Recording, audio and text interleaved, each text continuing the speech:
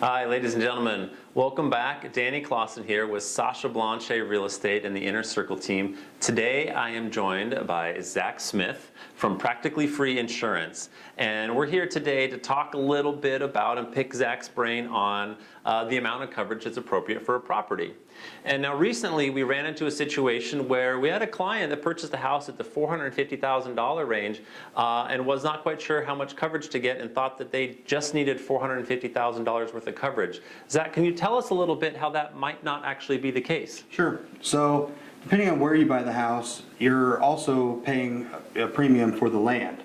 So a $450,000 house in Scottsdale versus Glendale or South Phoenix is going to be a different amount of coverage. They might both be a 2,000 square foot house, and to build that house is going to cost similar, minus some of the upgrades and stuff. But just because you buy a $450,000 home doesn't mean you need $450,000 in coverage, because we're not going to have to rebuild the land. Okay, and then with that being said, how do we determine then what is the appropriate amount of coverage for a house? Sure.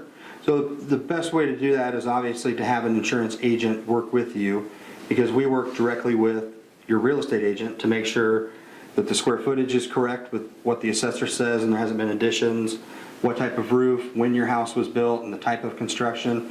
And we plug all of that into our calculators to determine how much is enough to build that house if it were a total loss and you had to start from scratch.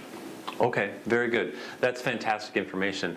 Zach, we really appreciate you being here. Yeah, thank Ladies you. and gentlemen, if you have questions about insurance, Zach's the guy to call. Let us know. We'll get you in touch with him. And Zach, thanks for being here. Thanks, we appreciate Danny. all your time. And we'll talk to you next time. Danny Clausen, Sasha Blanchet Real Estate, and the Inner Circle team.